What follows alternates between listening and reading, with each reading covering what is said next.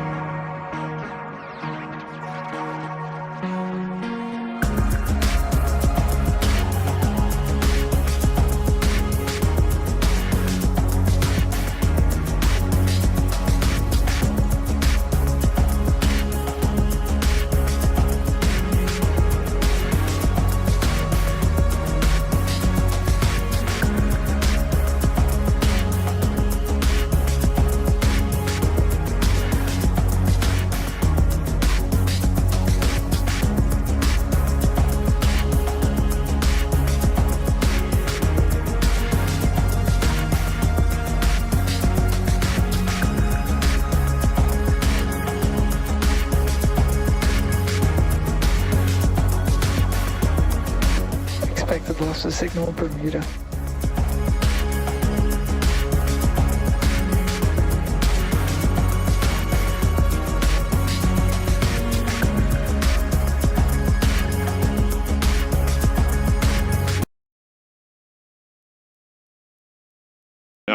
Space always has a way of throwing us curveballs and surprising us. I mean, until we get the data that says we're on the ground safely, I'm going to be worried that we're not going to make it.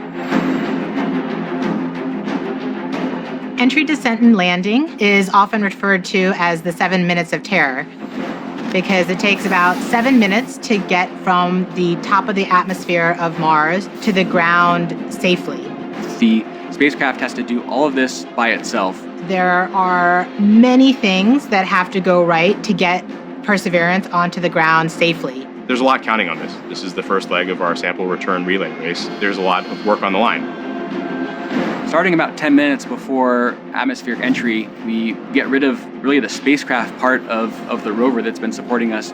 We come screaming in to the Martian atmosphere at 12 to 13,000 miles per hour.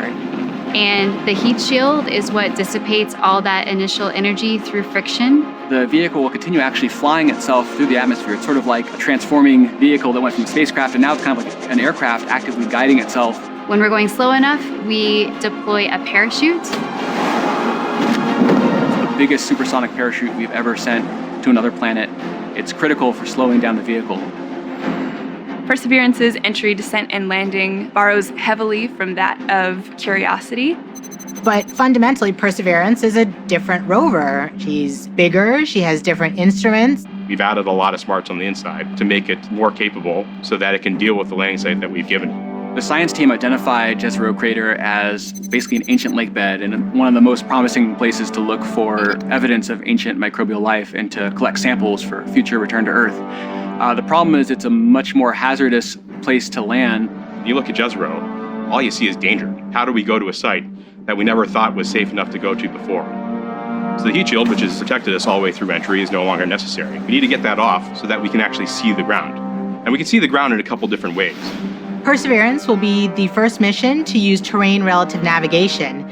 So while it's descending on the parachute, it will actually be taking images of the surface of Mars and determining where to go based on what it sees. This is finally like landing with your eyes open. Having this new technology really allows Perseverance to land in much more challenging terrain than Curiosity or any previous Mars mission could. Amongst the rocks and the craters and the cliffs, these things are hazardous to the rover, but these are the things that are interesting to the scientists. Once Perseverance has figured out where she is, we jettison the back shell and parachute and light up our rockets. Those rockets help us steer to a safe landing spot that's nearby. That descent stage takes us all the way down to about 20 meters off the ground. That's when we start the sky crane maneuver. Once the rover has hit the ground, the descent stage will cut loose from the rover and fly away to a safe distance. Surviving that 7 minutes is really just the beginning for Perseverance. Its job, right, being the first leg of sample return, to go look for those signs of past life on Mars. All that can't start until we get Perseverance safely to the ground. And then that's when the real mission begins.